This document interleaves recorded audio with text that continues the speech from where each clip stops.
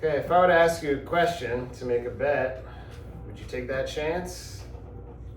You might. You might even win some money.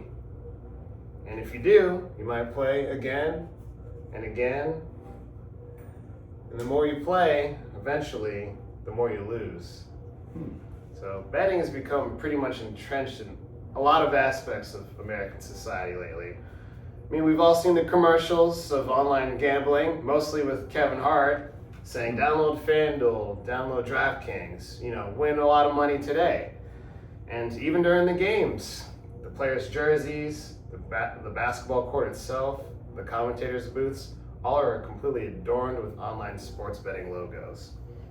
But it wasn't always like this. In fact, Las Vegas was banned from having a professional team until recently.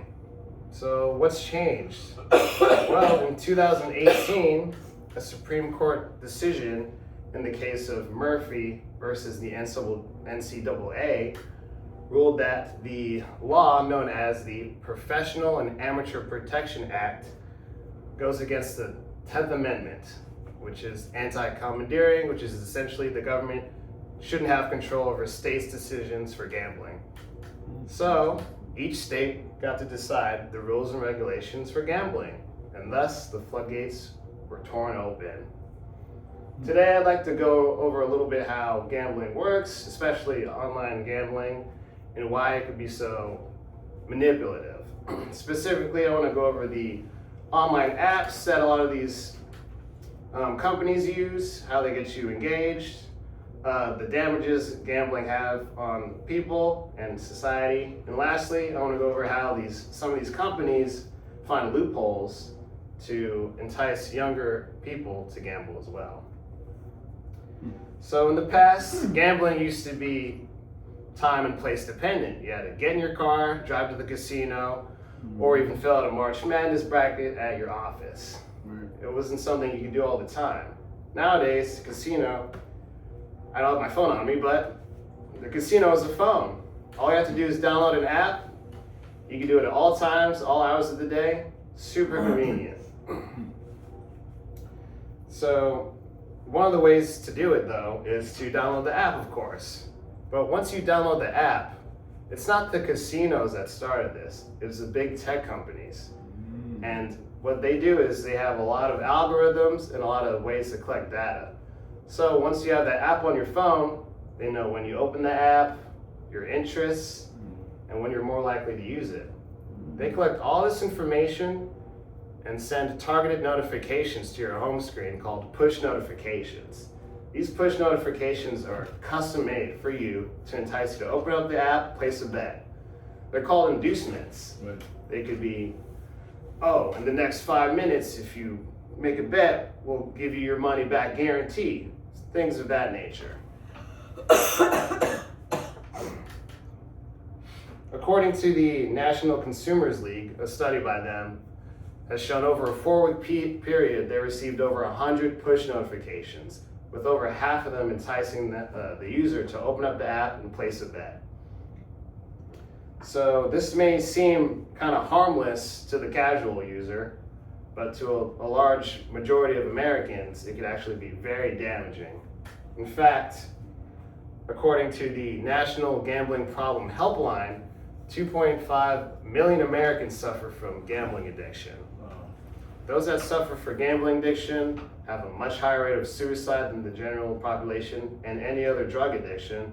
Not only that, but they have incredibly high rates of debt, between 15 and 90,000, and they suffer from relationship problems, financial, career problems, all the above. So imagine getting a text on your drive home after a long day at work, if you're a recovering alcoholic, getting a text from Jack Daniels saying, "Hey, stop by at the next liquor store, this bottle's on me." It's essentially the same way that the gambling companies are operating.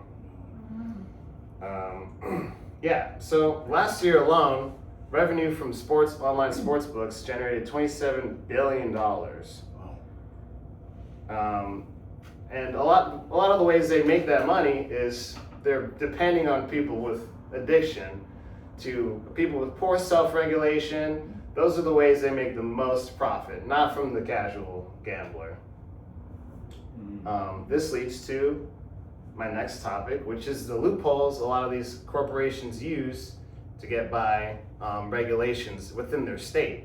So it is state dependent, but a lot of the states have banned it, truthfully, but they have allowed something called sweepstakes gambling. So when you gamble through the sweepstakes, you're not spending money, you're spending tokens that you buy with money. So once you're gambling with the tokens, you might win some. You could then trade the tokens for cryptocurrency or gift cards, essentially for money, right? So that's a legal loophole. And that's how they're allowed to entice people under the age of 21, right? 18 through 21. And these companies are betting on that because people around that age have a underdeveloped prefrontal cortex, which is the part of the mind that is responsible for risk assessment and planning. We've all made dumb decisions when we were younger, and that explains why, right? So that's one of the reasons why they have the loopholes to appeal to younger people. So essentially, in conclusion, online bets may seem like a harmless entertainment, but the system is carefully designed to extract as much money from your pocket as possible. That's why they have these apps that entice you to gamble, the damaging effects of gambling, and lastly, the loopholes they use to entice the younger audience. So remember, the next time you see a sports betting commercial with Post Malone or whoever, or you have that ad pop up on your phone, just remember it's all specifically designed to extract money from your wallet. But hey, who knows? Maybe you'll be the 1% that wins. And that's a bet that the casinos are willing to take. Wow. Good job. You'll be a CEO.